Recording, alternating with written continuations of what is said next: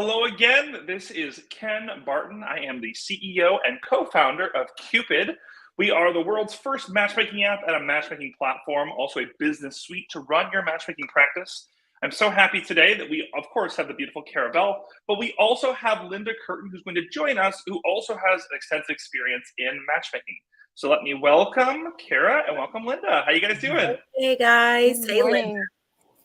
Hey there. Okay, we already have some comments coming in. Hey there, Samantha. So as Samantha's showing you guys, if you're on the YouTube live, or you can even comment on Facebook, we learned that last time. You can just comment live, and you can we'll feature your comments in the conversation. So please, even though it's just the three of us in this actual chat, feel free to comment in. I'll feature those comments, and I'll zip us in and out. So welcome, Linda. We're so happy to have you here with us. Thank you so much. It's a pleasure. So Linda, I want to kind of just get started with you.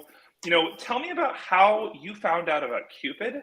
Tell me about, your experience with matchmaking, and just kind of tell me your story, if you wouldn't mind.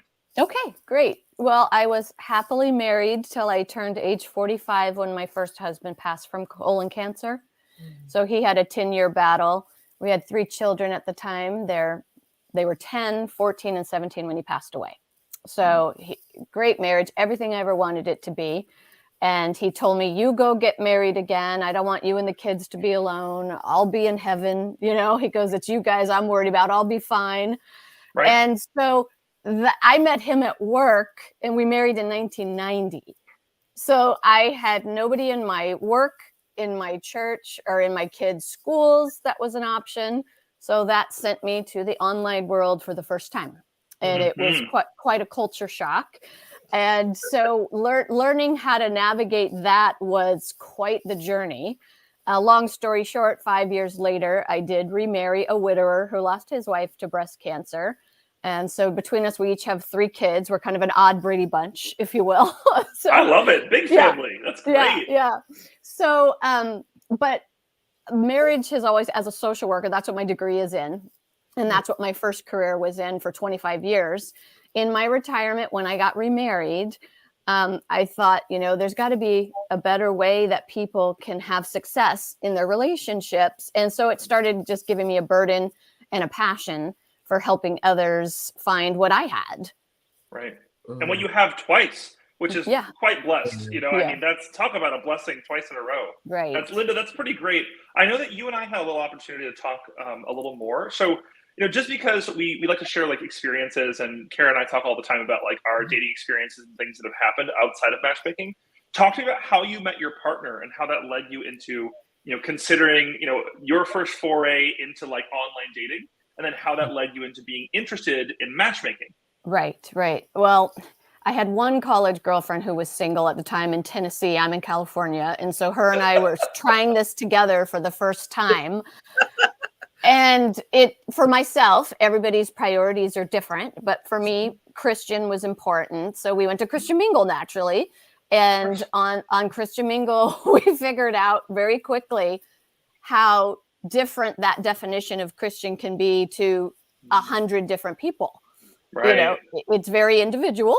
So, we felt like, that could mean I'm American, in some cases, for some people. And so then I tried eHarmony. I did Christian Cafe. I never did the apps. I think, we might touch on that later about my generation. I am over 50. Right. And so the apps and technology is a little scary to us.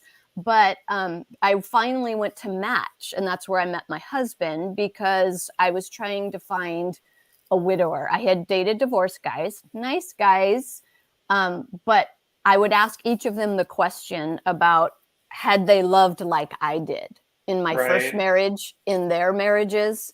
Wow. And, some would admit right away, no. And one tried to say, yeah, I did. But then even he the next day, because I would tell them extensively about how my first marriage was. Mm-hmm. And then he came back the next morning and he goes, I thought about it last night. I have not loved like you have, So, for me, I felt like after 4 years of dating, maybe, lots of talks to guy, lots of phone calls, first meets, and maybe 3 relationships of 4 to 7 months.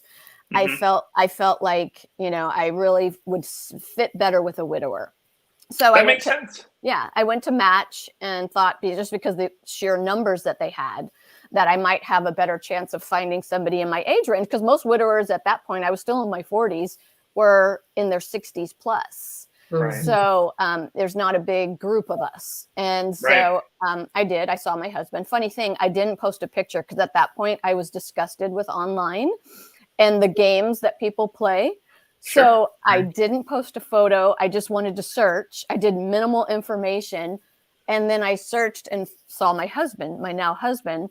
And I thought, oh, okay. So I just sent him a quick condolences message. And I was like, but he'll never respond because I could be anybody, you know? Right. There's no photo. Well, lo and behold, he responded. And so he started emailing me back. And then I thought, okay, and he's going to disappear. He's going to ghost me without a photo. So I offered to send him one directly because I didn't want to post one and get involved with any games and all that. And so he goes, well, that's okay. And so he didn't ask me for one, but I said, you could probably see my headshot for my Facebook profile if you're interested. So he did glance at that. But again, it wasn't a full body by any means, you know, and it was kind of a dark photo. And then we met, you know, just off of that, you know. Wow. And now we're married. So Awesome. yeah. I mean, what a unique experience, right? Yeah. Like, you know, just because this is a definite generational gap, right? Like, I am 32.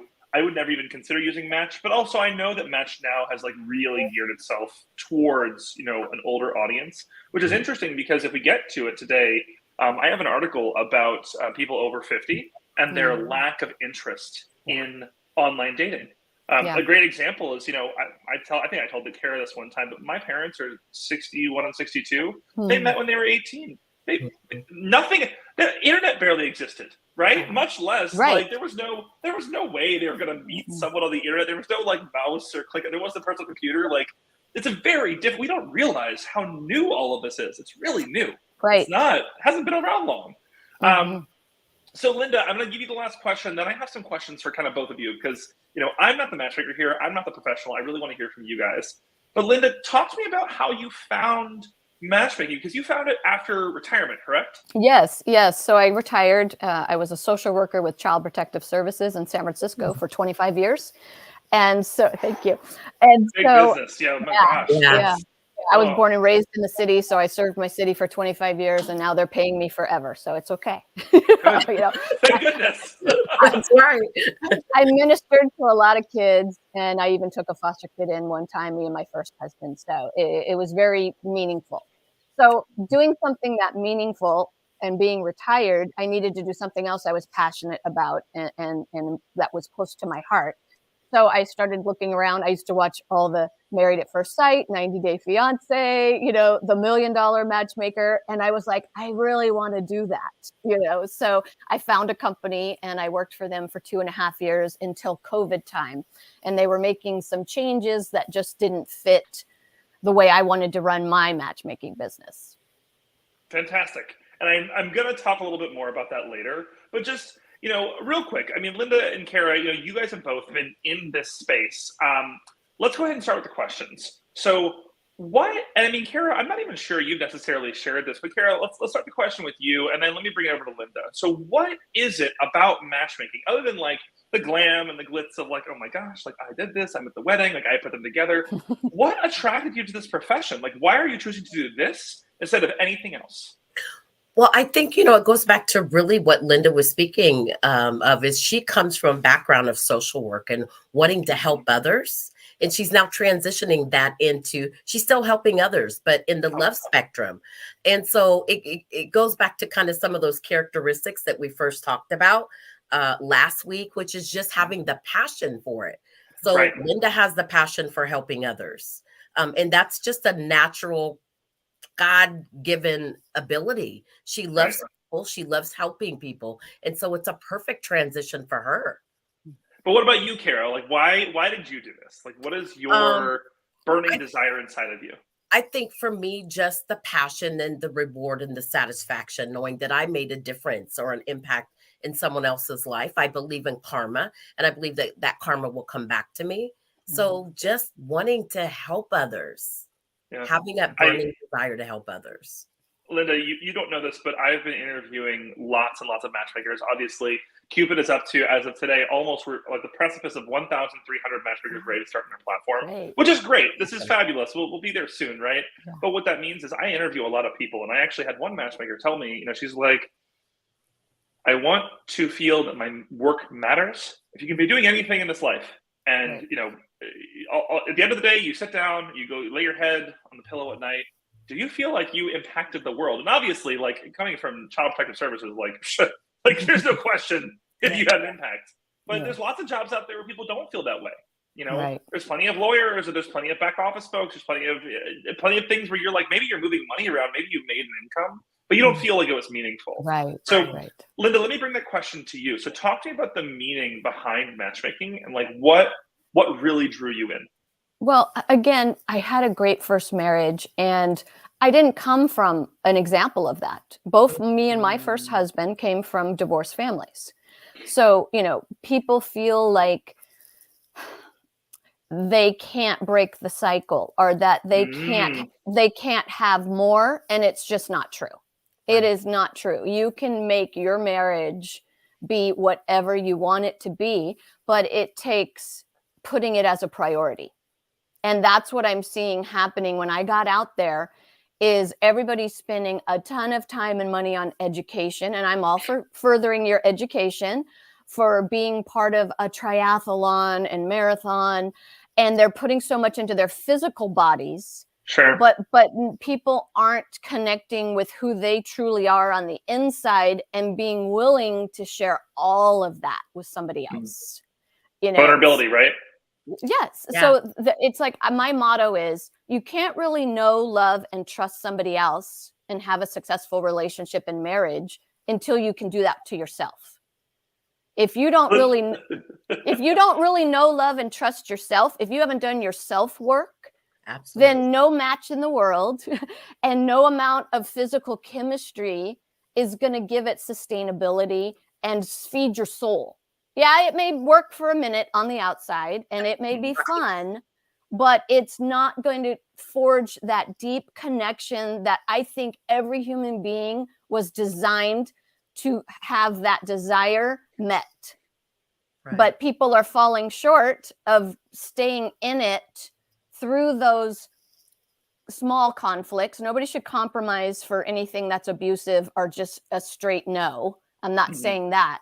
But the first little bit of, oh, wait, I don't agree with that, or I don't understand that. And people think, oh, this is the wrong person. You know, and when you resolve conflict effectively together, it draws you closer and closer together. You know, and that's something I think the younger generation, and like I said, I have 3 stepkids and 3 of my own kids that are in this generation. The problem that they have is, just like with careers, they're so quick to change, Sure. change, move on.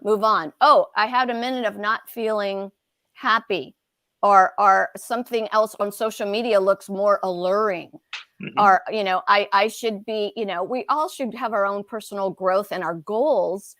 But when we're inundated with social media telling us this fantasy that there's something more, something better, Sure. nobody sticks with anything anymore.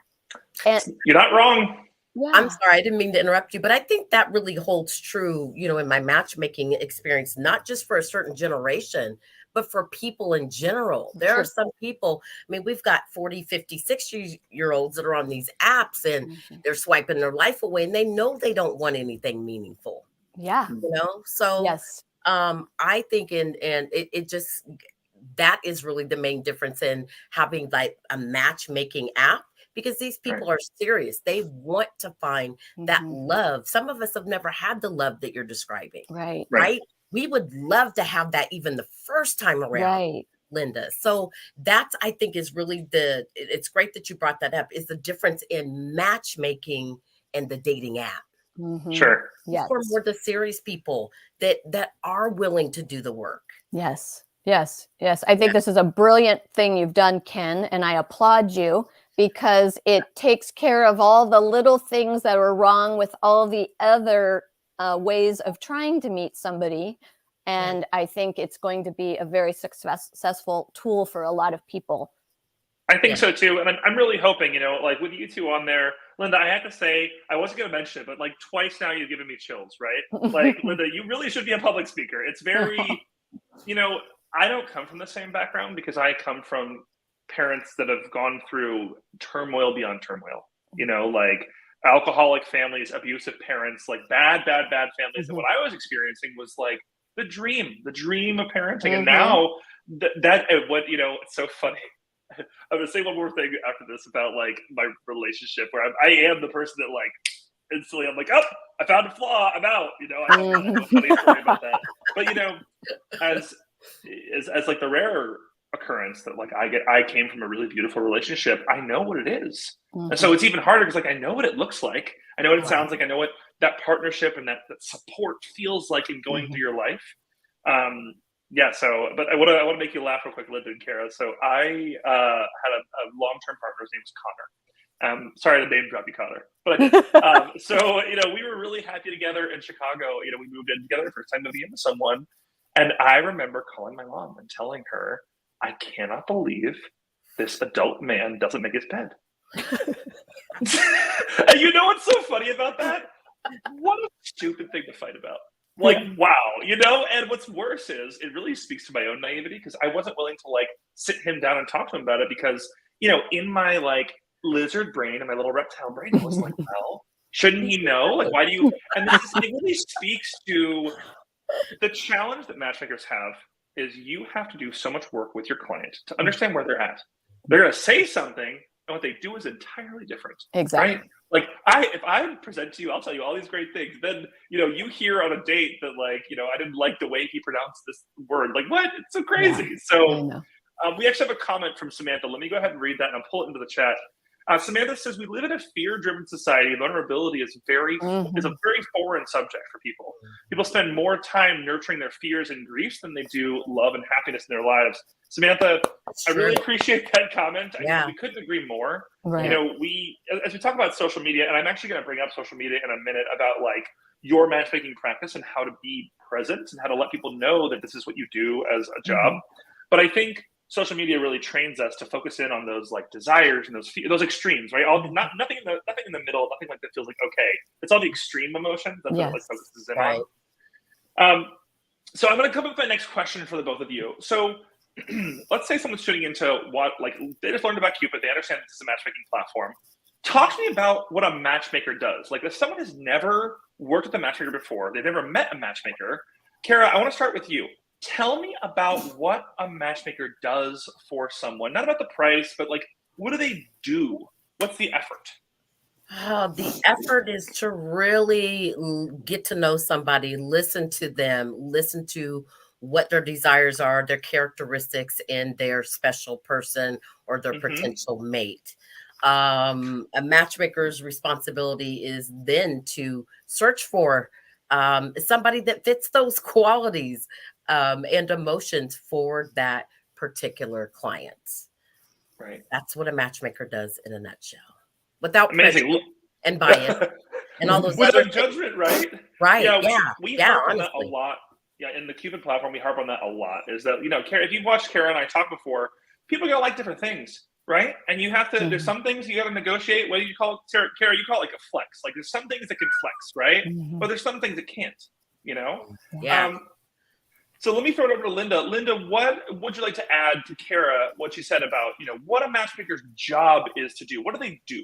Yes, I think I agree with everything Kara said, as well as, holding their hand, because people in my generation, especially, as well as the younger generation, everybody's just disillusioned, frustrated, and tired of this whole journey. This dating journey is not an easy thing. It's not for the faint of heart at all. Yeah.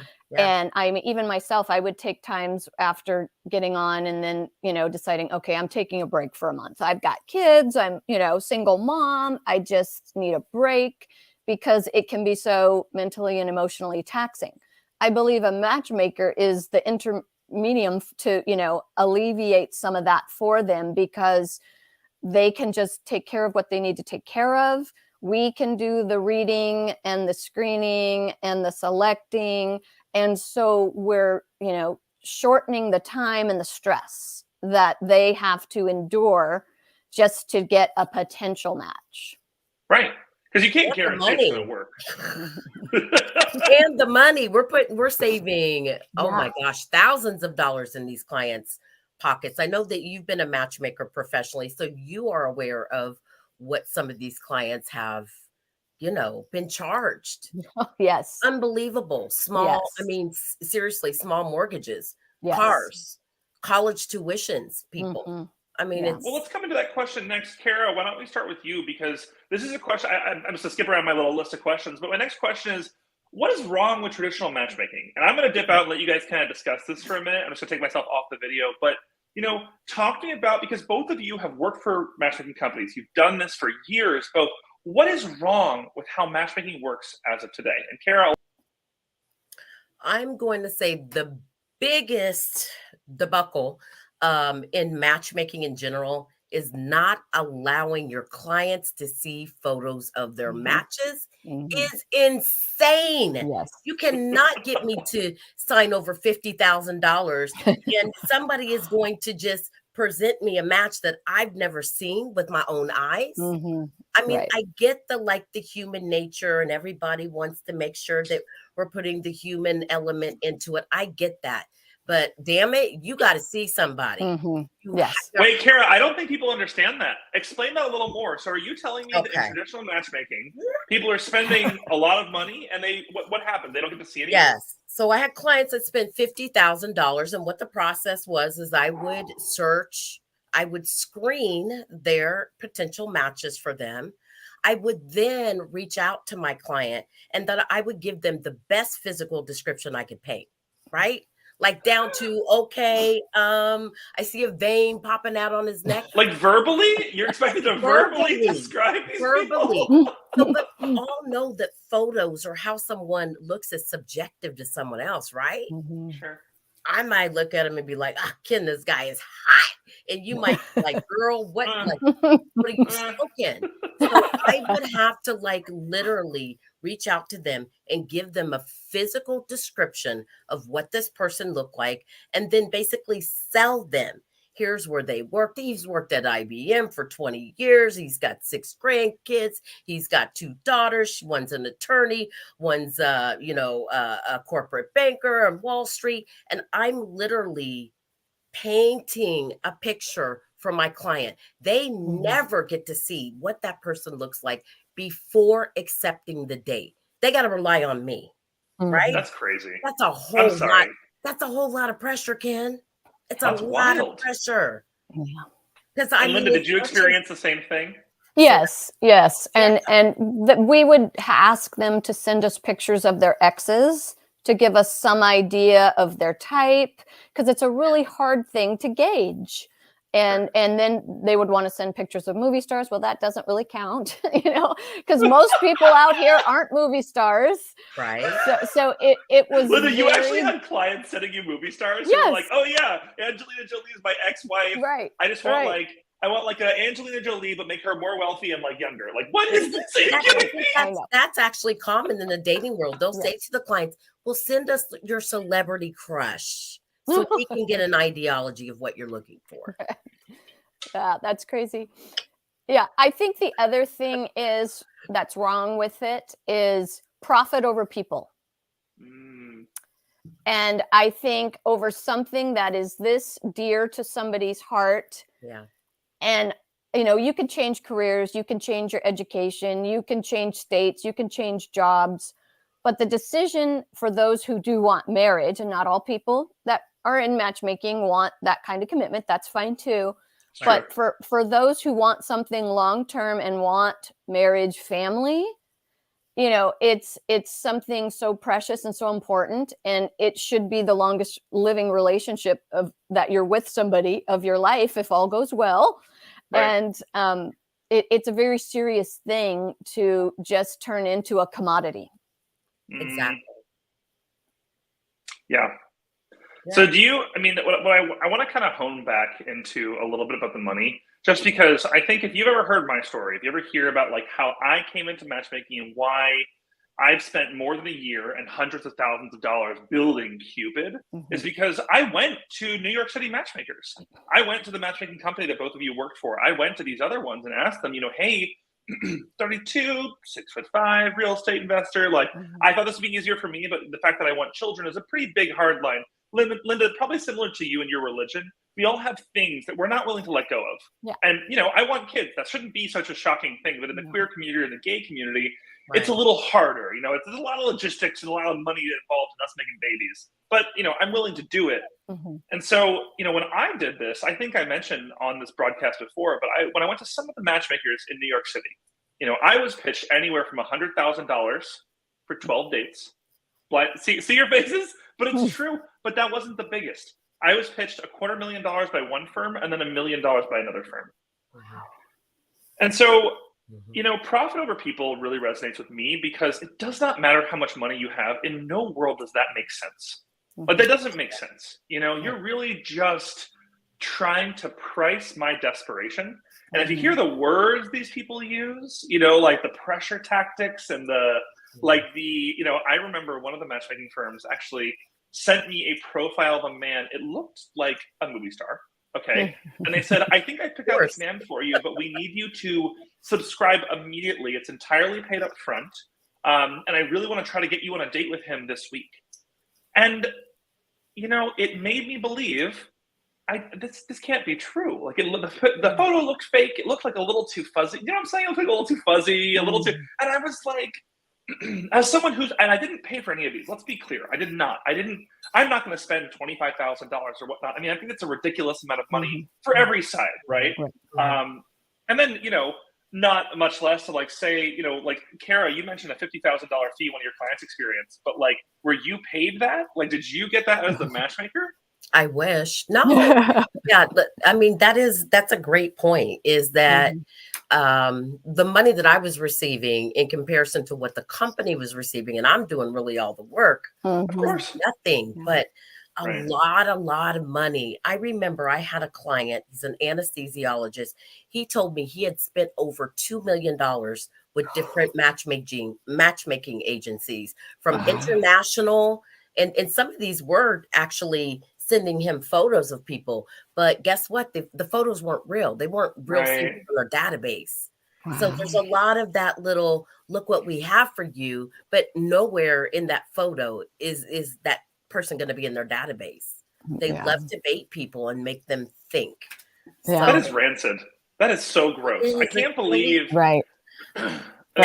I think that's why sometimes matchmaking has gotten such a bad rap sometimes, because of the people that don't work ethically, you know, the companies that have not been transparent and ethical with their clients. And that is paramount. You have to. Right. I agree. I'm here to change their life, not to drain a bank account. It should not be, you know, a financial burden for anyone. A lot of countries, it's just very customary that you have a matchmaker. India is a prime example. If you don't have a matchmaker, something's wrong. So, and sometimes the companies literally are just putting anybody in front of somebody just to, you know, meet their obligation, and they're not at all taking into consideration everything that client's asked for. And you can't give them everything, but I mean, literally, they'll put somebody who's contrary in age, in race, you know, and just to get somebody in front of them to feel like, okay, well, we gave you X amount of matches. That is exactly right. I just came from that company. Funny that you should say that. And they, honest to God, when they had a quota, and I said, first of all, how do you have a quota? The quota was 5 a day. So the matchmakers would just, and it was all based off of algorithm. 5 what, Kara? 5 what? 5 matches a day you needed to have. How is that possible? How could you? I mean, we're trying to get one partner, so we need 150 people every month. It's possible if you don't care. If you just say, this is the person. But consequently, what would happen is I would get a phone call, for all the matchmakers saying, oh my God, you wouldn't believe it. My match was horrible. They matched me with the complete opposite of what I wanted. And it was to fill that quota, that daily quota. And so I said to them, I'm pretty free thinking. And I said, hey, as long as you have a quota, you're going to be throwing shit up against the wall, seeing if it sticks. You're going to have these complaints because you have a quota. Right. So I want to talk to you guys a little bit about this. Yeah, Samantha's commenting and it's horrendous. Yeah, it's pretty bad. I mean, right? The concept. So like what we're talking about, guys, is like traditional matchmaking, right? I want to give you guys a little bit of like the insight of what we're still thinking. I mean, we're still building Cupid every day, but one of the things we thought about, is like how to better pay matchmakers. And when I asked you guys about the firms you worked for, we don't have to care about the names, but like you were paid on a per date model. Is that correct? Yes. You didn't get paid unless you sent them on a date. Correct. So what happens if they didn't attend the date? Then you didn't get paid. And if they didn't like the date, you also didn't get paid? No, you get paid if they didn't like it. But if they gave you a real low rating, you might not get paid. Yeah. So you're telling me that you would do, let's say you have a client, right? 10, 20 hours of work. You sifting, you have a quota, you have all this work to do, and there's still a mystery situation of like, we'll see if we pay you. Like, if we feel good about this, we will pay you. Is that the relationship you guys have? Yeah, part of the date feedback, if you got 2 stars or less on the date feedback by your client, you might not get paid until they reviewed it. Kara, did you experience the same thing? I hate to say this. I don't know that I got a 2-star rating. However, I did have some hiccups where somebody didn't really like the date and they said it took them a while to pay me, but they paid me. It was like the following pay or something. Yeah. It happened to me one time, but it was, again, that kind of thing of that person was super, super, super, super picky. Right. Sure. And all matchmakers are going to have that client or a few of them at some point. But yeah, the part that all those hours of work and effort, and if they just got cold feet or decided they didn't want to go, you might not get paid. And then if they happen to have had a bad day and weren't being open to, what they said they were open to, then there's also that question. Right. And so what you're saying, Linda, is they had to physically attend these dates. So you, Linda, we talked a little bit about this. I'm just going to pressure this real quick before we get to the next subject. But when you and I talked privately, you were talking about your concern about liability because you are personally putting this person with this other person. They've never seen each other. You didn't have like a background check or anything special. You just have to trust that your company has done some kind of vetting on this person. And then you're physically putting them in the same place as this person, right? That was your job? Yes. Yes. Blind. Totally blind. Blind. So this is the problem with traditional matchmaking. And yeah, that was a concern for me, especially, I felt like a mother hen to a lot of my ladies. So I would tell them, we had codes. You need to text me as soon as you get there. If I don't hear from you, you are going to be embarrassed by the waiter coming over, handing you literally a phone because I need to know that you're okay. You're in Manhattan with somebody I think is okay, but I don't know. I need to know that. So yeah, it was a concern. So I want to tell you guys something funny. I don't know, Kara, if I've ever told you this, but I actually have a friend who worked for one of these major matchmaking agencies a long time ago. I mean, this was 3 or 4 years ago. So this is before I was ever in the space. And I didn't really consider it at the time because I was seeing someone. But she would tell me how she never got to sleep. Because, of course, her dates are on Friday and Saturday and Sunday, And so she has 6 clients coming up, all going on a date on either Saturday for brunch or Saturday for dinner. And so her whole day was spent like, well, he's wearing a blue shirt. Oh, just kidding. He put on this tie. Or, okay, well, he's over here, but he can't find you because he can't send photos. I mean, what? That is I don't even absolutely right. Any more sensitive, but like, what a crazy, like, old-fashioned system of like, how matchmaking used to be. The process was for us we as matchmakers, we would find the location of the date. We would set the date up. Then we would send them the date notifications of where they should be, All right. How they would identify each other is they would text us then what they were wearing, Mhm. right? So you got to monitor somebody's text, and then you got to wait for the other person's text Mhm. to come in to say what they're wearing. So And a lot, crazy. Yeah. right? And then you have to relay that to both of them. So yeah, you never got time off. It may be Sure. my day off, but I may have set 10 dates for Saturday. Mhm. Right. Kara's got to sit there and babysit with Yeah. the cell phone. Oh, hold on a second. Let me relay. And Heaven you're not going to forbid, get paid, right? You don't get paid if they right? go poorly or they can't Mhm. figure out how to find each other. Yeah. Mhm. Okay. So Yeah. we've talked about like traditional matchmaking. So not showing photos, the money is ridiculous. The experience for the matchmaker is pretty bad. So as you both know, as you've both learned about Cupid, this is what we're trying to fix, right? Right now it's kind of like a medieval like landlord and like serfdom, it seems, where like the matchmakers are your serfs who are doing all the work, all the effort, all the work, all the intuition, all the knowledge, all the coaching, going above and beyond to a situation in which they may or may not get paid. No ownership, no control, no like business ownership for Right. themselves. And the difference is Cupid is flipping it on its head, where the Mhm. matchmakers get 80% of the money. You run your clients go on voice or video dates, and your job is secluded to the most important part of what you do: searching, screening, and selecting. Yes. It's meant to be easier and more simplistic, and then the Mhm. price is brought all the way down to $100 a month, Yeah. which means you can handle more clients. This can be affordable enough. I told Kara, do you remember the brunch we went to whenever I first met you and I was still like in the middle of development? Kara and I went to brunch because we happen to live in the same city. And I was telling Kara the price, and Kara looked at me. Kara, do you remember what you said? No, but I'm sure the facial expression was like, Well, you were shocked. You were like, "Ugh, like I'm not going $100." And I looked at Kara, and we had our waitress come by, and I said, "Do you see a ring on her finger?" No. oh, that's right. Do you Yeah. think she would be a possible? Remember? Yeah, I got you. So what I said was, I'm not interested in building a business for the elite. That's not my space. My family, is as blue collar as they come. We raised chickens growing up. Like that's not my interest level. I don't really.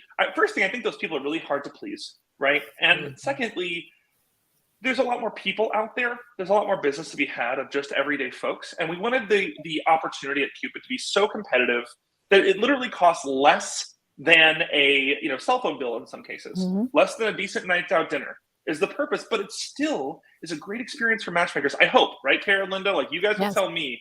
But the dream is that you have as many clients as you want. We don't have any quotas, no minimums, no anything. It's your business. But you are being paid no matter what. Because the Yeah. challenge is, as we've seen, we're going to get picky clients. We get clients that are unpleasable. And if we tried to price it, that was one of our considerations. Because everyone said, oh, price it per date like everyone else does. And the challenge with that is what happens? Someone has a bad experience or whatnot, and then what do? Are we as Cupid supposed to tell you, well, you get paid for this date or you don't? Or Exactly. not Yeah. the intention, right? You're going to put in the upfront effort and you should be paid for it. And that's not an illogical process. Right. So, all right, now I'm just spewing about Cupid. So I have a few more questions for you ladies. We're at about 40 minutes. I just want to call out. I see we have some folks watching on YouTube. Please send in your questions. And these are just questions that I've come up with and my experience with matchmakers. But if you guys have questions for either Kara or Linda or both, I'd love to feature them on the actual stream. So, ladies, let's switch gears entirely. Let's get ourselves out of the mindset of like this negative Nancy, like traditional matchmaking. Let's come to the future of matchmaking. So we have an enormous amount of people who find us via YouTube and Facebook and LinkedIn and Instagram and Twitter and all these different spaces who understand that like this is a job or a dream they'd like to have. But unlike you two, they haven't had this experience. They're attracted to the opportunity of being a matchmaker, but they haven't had your experience. They haven't gone through trial by fire. They haven't had this kind of happen. And so they're brand new. They're new to matchmaking, and Cupid's their very first time. And we welcome that. If you didn't know, guys, bottom right of your screen, there's a little QR code you can use to sign up for Cupid. We are welcoming to every race, every gender, every religion, every culture, every language. We want everyone because we know that there's going to be unique clients and unique matchmakers, and we want you to get each other immediately. We want you to really resonate with each other. I have one quick comment before I go on to my next question. Isabel Raminger, the host of the Cupid podcast, says, I love listening to you three. Kara, I am so looking forward to speaking with you tomorrow. Linda, your story is amazing, and I'd love to have you on the Cupid podcast. You should absolutely do it. Linda, you're doing the Cupid circuit, right? That's great. Yeah. Hey, Bella. Thank you. We've The got a whole bunch Isabella of threw me off though, because I know her as Bella, and I was like, Right. "Oh, Bella." Well, Bella was one of our first matchmakers. And she's, totally different story. If you ever tune into the Cupid podcast, you can learn all about her. You can find it on Spotify. Yeah. You just type in Cupid podcast. You can find Awesome. it on everywhere. But it's, what's interesting is she's even younger than me. I'm 32, and Bella found her partner. She tells a whole story about how she found her partner and why matchmaking is so meaningful to her. So that range and that experience on Cupid is so important. Having everyone, every type, because we know, Kara and Linda, like, back me up here. You're going to have people you meet who are not a good fit for you, but would like matchmaking services, right? This is going to happen? Yes. Yeah. Okay. Absolutely. All right. So switching that gear, we're going into so new matchmakers, brand new folks, and we have about 20 minutes left. So I'm gonna have Ken talk less. So my first question is, for a brand new matchmaker, let's say you sign up for Cupid, you put in all your information, you have your profile, you don't have any clients, you're just starting off. And you go to brunch and you get some nerve up, and you're meeting some of your friends, and they're talking about how hard it is to be single and how hellacious Tinder or Bumble or Hinge is. And then you mentioned, hi, I'm a matchmaker. I work with Cupid. I would love to, work with you. Would you be interested in subscribing for, it's $100 a month, try it, quit anytime. There's no contract, no anything, just try it out with me. And let's see if I can get to know you and see if I can find you a match. And their response is this, and this is the question I posed to both Linda and Kara. I'm going to start with Linda first. And the question is, why would I hire someone to help me find a match when I can swipe for free? My response would be, well, how's that been working for you? Right? Are you finding success that way? Because if you are, sure, that's fine. But if you're not, why not try something new? Where's the risk at this small financial investment? Sure. And with matchmakers who are passionate about doing this, you get that person that kind of can be a neutral observant, to the things you want. Sometimes when we're looking ourselves, we can let the eyes guide us, and then our brain kind of just dismisses anything else we see, hear, or read. And so you kind of have that mediator to just kind of look at it neutrally from all the aspects of what you say you need in a potential partner. Kara, what about you? Why should I spend $100 a month, 100 American dollars, hard-earned money, to hire someone when I can swipe for free?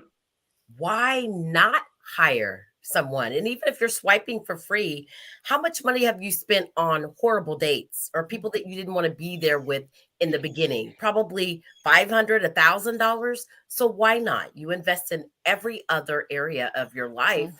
Invest in your potential to find a soulmate. There's no reason why they shouldn't, honestly. Yeah. I had a really great conversation with one of my mentors yesterday. His name is Ken Evans out of Tampa Bay. Shout out Ken. It's funny because we're the two Kens when we talk. But Ken was saying, I can't tell you the amount of Ken's an adult single man, right? He understands this. Has he ever worked with a matchmaker? No. But Ken proposed me the question. He said, Ken, because I'm a finance guy by trade and I'm an investment guy, and I always talk about money because I think it being so competitively priced is really attractive but if someone else doesn't know how expensive matchmaking is, they don't really have a comparison. And he said, Ken, it's as simple as this. Yeah, you can fix your car, but I'm sure you want to hire a mechanic. Of course, it's possible for you to cut your own hair. Of course. Are you going to do it? No. Your time and knowledge is far too valuable, right? You're really good at what you do. If you're a corporate banker or lawyer or doctor, or you work, whatever you do, right? Your time is really valuable, focused on that, and you're focused on this specialization that you have. But clearly, as being single still, either it's work you need to do, or it's time invested. Linda, I bring this up to Kara all the time about statistics of these dating apps, and this is the Bumble, Tinder, and Hinge, which praise if you've never had to use them. No. But folks like Isabella, Bella and I have, and I'm sure a lot of people in the 20s, 30s, and maybe even 40s range have experienced it. They say that an average Tinder user, while actively hunting for a partner, will waste up to 90 minutes per day swiping. Wow. And it's amazing if you really consider that times I think they say they have 200 million people, how much effort is lost, how much productivity is lost in our world. I mean, it's something I think about because I'm like, and I can tell you, have you guys ever heard of doom scrolling? Have you heard of this? What's it called? Doom scrolling. Have you guys ever heard of this? No. So this is a common problem amongst like people my age and younger. So like you get on Facebook or Instagram, you just scroll forever because you're sad.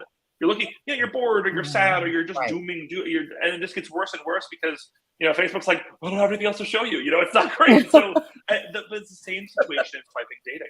So they're all location based. It's funny. If I were to show you Hinge on my phone right now, it'll tell you I'm out of potential matches, and all that is Hinge has a limited quantity of people. Of course it does. Of a certain age range, and unless I'm willing to like date men as young as 18 or beyond like beyond 40, they don't have anyone else.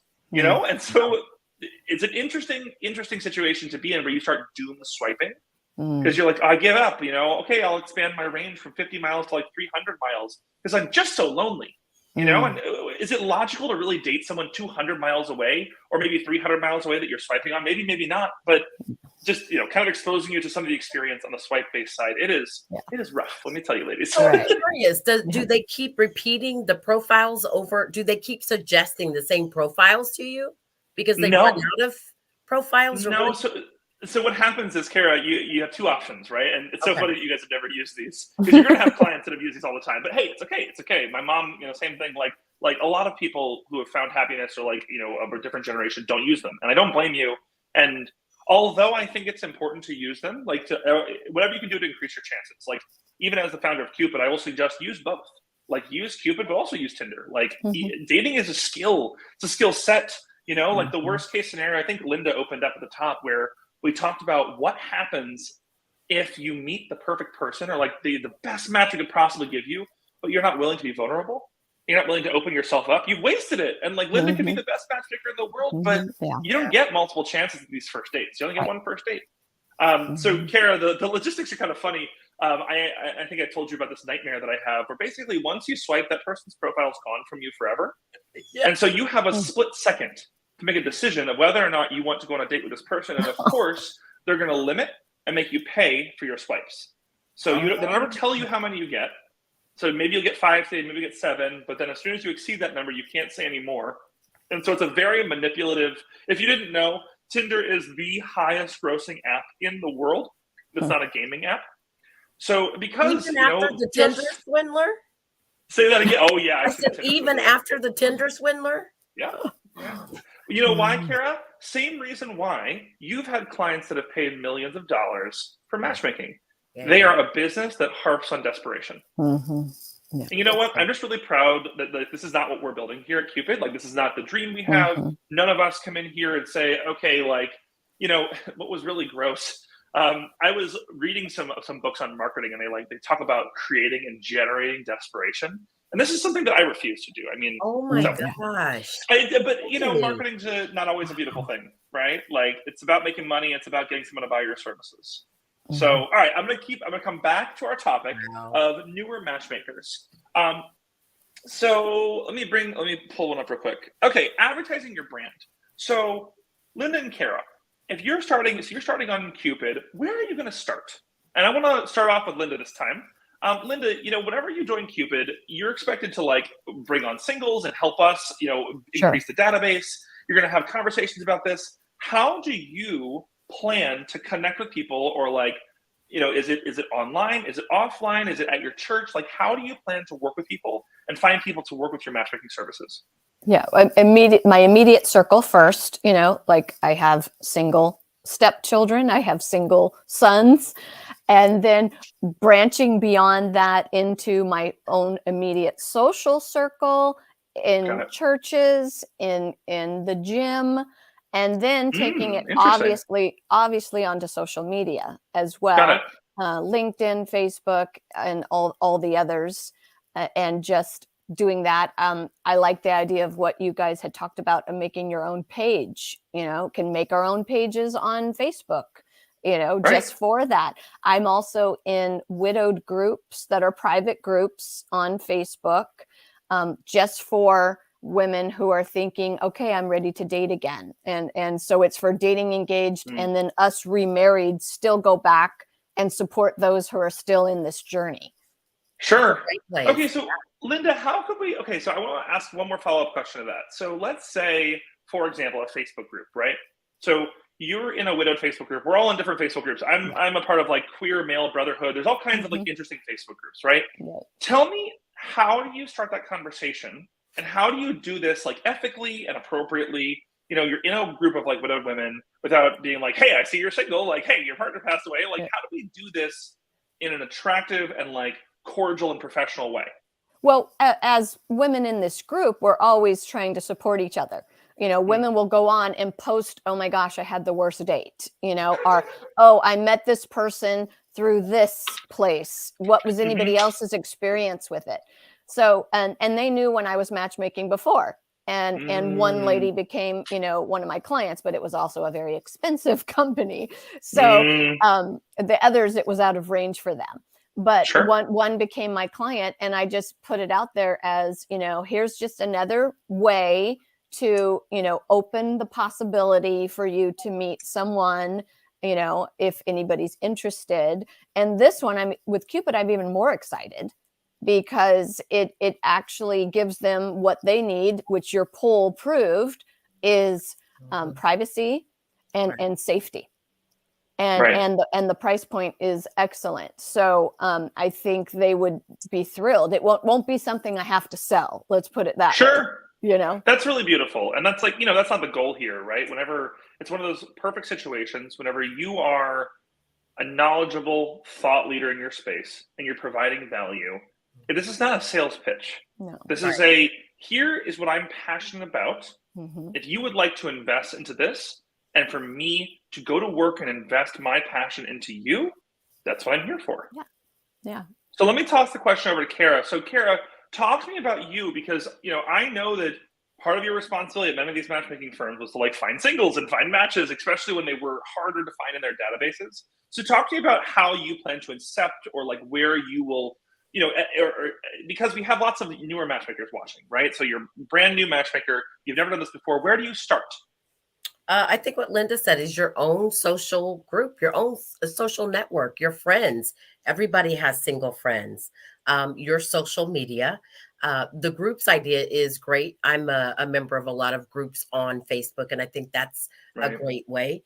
Here's the thing. When you talk about matchmaking or relationships or love, I feel like that's a very easy conversation. It's a very natural conversation to have with people. Are you seeing anyone, right? Or hey, what's tell me about your love life. What's going on? So I think it can be just a natural transition into letting people know that you're a matchmaker. Hey, I'd love to help you. You know, invest your time and energy with me. So you know what I always laugh about? I want to see if you guys do this too. So when I began this journey of like thinking about who would be really interesting matchmakers, I don't know if you guys do this, but like when I sit down in the haircut chair, the barber chair, whatever magic they have, whatever charcoal circle they put around that, you know, it's always quiet, get the buzzer going, you know, maybe they lather my neck and then they say, so you're single? And oh my God, I just spilled, I don't know this person. I've been in another city, and I just like spew my nonsense because for some reason we believe the hair cutting, the barber or the hair salon is like a space in which you're allowed to be. Yes. Isn't that ridiculous? Like, isn't that so funny? I think it is. I mean, if you think about like barbershops, and you think, at least I think in the African American community, you think about all these guys sitting like on the corner barbershop and they're telling about the horrible dates or the ladies that they've dated. And yeah, it's a place for, that's church as well, the barbershop. Oh, absolutely. Yeah. Well, isn't it interesting that like we have to have these dedicated physical spaces to have this vulnerability? Like, isn't that funny? You know, but I just remember like thinking, if as I've been building Cupid, as we've been like thinking about who would be a fantastic matchmaker, like I think about hairstylists as such an interesting like person who could be a really good, you know, they already have people coming to see them all day long, no matter what, right? It's an inherent conversation you have all day and every day. And even if they don't want to hire them, lots of them are single. You know, you tell your hairstylist all this stuff. And so I just can think of like, what a great part-time opportunity Cupid could be for people like this, but also to bring more singles in the network because, Kara and Linda, as you know, matchmaking is only as good as its network. Like you cannot know everyone. And if you all don't know, tuning into Cupid, we have a completely shared database of singles. So every single matchmaker bringing in new singles, you have access to the same singles that I have access to. We all have access. Now, we'll talk to them and communicate with them differently, but all these singles are accessible to all of our matchmakers. And it's so important because you might go out, go to brunch, have a great conversation with someone who's never used a dating app in their life. They never would. And that's interesting because I have someone who works for my real estate company. Her name is Mika. She would never use a dating app. Just says, not for me, not my space. Beautiful young woman. She's interested in finding a partner, but she'll never use a dating app. And so I would argue she's extremely prized. She's not bitter. She's very interesting. She would probably be a really great match for some people. And when I told her about Cupid as a matchmaking service, she said, I'd be open to it. Yeah. And that's the difference, right? And we, Linda, Kara, Kupid Matchmakers, we need more of those Mikas. We need more of those people who are open and willing and not bitter and hateful and angry about all this process, Like we need that shared database system. So, okay, we are at 4 minutes left before the end of our presentation. Linda, I want to thank you so much for joining us. You just talked to us this week. It's awesome you joined us. This is some fancy tech. I want to congratulate both of you. This is some fancy technology, okay? This is not, they didn't have this back in the day, all right? It's very fancy. You guys are really kind of the new generation. So the last question I want to leave with, and I want to ask Carabelle this first. I'm a big reader. And even if I'm not a reader, tell me about where I could start educating myself. So we talked about branding a little bit and about like how you could learn to present yourself. But like, if I want to think about the core relationship coaching or just like learning more about people, do you have a book suggestion or like where I could start getting where I could start learning? Like, where would you tell me to start? There was a book that I read a couple of years ago. I think it's Matchmaking from Fun to Profit, I believe. Interesting. Is the name of it. I can't remember who the author was, but as I shared earlier, when I was doing the 2 jobs and just trying to figure out, can I do this? That was something that kind of encouraged me and let me know what the expectations of a matchmaker. But that was a great resource for me. Yeah. Got it. I think I might have Fun to Profit. I might have found it. Hold on, Kara. I want to verify. Well, I'm trying to be fancy. What's going to happen is like when I try to be fancy in our last 2 minutes of the presentation, I'm going to mess it up. But Kara, tell me, is this the book you're talking about? That is it. Yes. Hey, look at that. So you can get it on Amazon for $15. So this is a great conversation around matchmaking skills and where to start. Awesome. Okay, cool. How about you? Do we have any suggestions, Linda? Anything you suggest reading or starting with? Honestly, no. I have not read any books. I think my social work, experience and education gave me a good starting platform. I Google a lot of articles, things like that. None that come back to mind right now, but I'm more a short reader, like an article than a book anyway. Yeah. Fair enough. I'm going to tell you guys, I read so much, but I'm totally audiobook, which is funny because my mom says sacrilege. She's like, that's not reading. And I'm like, listen, as a type A person, Kara will tell you when Kara calls me before 9 a.m. or something happens and I'm like, hey, Kara. And she's like, will you please put the coffee down? And I'm like, I haven't even had any coffee. this is who I am all day long, So, I'm a walker reader with audiobooks, but I'll tell you guys that one of my favorite, I'm going to share one from a founder standpoint. And the title might sound a little weird. So I want everyone to be sensitive. This is not for everyone, but it's Dale Carnegie. And it's How to Win Friends and Influence People. And before you hear that title, now, have either of you heard that book before? Yes, I read it for sales. Yeah. Okay. So before we write this book off as an evil sales manual, this book talks about you not thinking about yourself. It's a very funny pitch. How to Win Friends and Influence People sounds like how you can win and dominate the world, right? What it actually talks about in the book is tenacity, not giving up, putting others' needs before your own, which always helps you, right? Being chivalrous, being, that's one of my favorite things, Linda. I think I told you I'm not a Christian by any means. I'm not religious at all. That's one of my favorite things when I meet truly, devoutly Christian people. As you said, there's lots of varieties of what Christian means to people. But when I meet those people, the few times in my life I've met really quality like I would say authentic Christian Yeah. people. My experience is amazed on how giving and beautiful it can be. Yeah. And so that means a lot to me, because it's been you're painted a view of a culture or a person by like your experiences. Yeah. So I will say my book suggestion for matchmakers out there is How to Win Friends and Influence People, how to get out of your own mind, how to understand someone else's interests. And it's a lot of what your job is as a matchmaker. Right. So Carabelle and Linda, we are at time. Do you guys have any final words you want to share before we turn off today? Just it's been amazing hanging out with you. I think that's a great book selection that you chose. Yeah. And it was really nice having you with us today, Linda. Oh, thank you so much. It was a pleasure and a lot of fun being with both of you. Yeah. Linda, we're going to have to pull you back on once you get a few clients on Cupid, and we'll see how you feel about the platform and if we are meeting your needs. Great. Sounds good. All right, team. I'm going to go ahead and turn off. Thank you so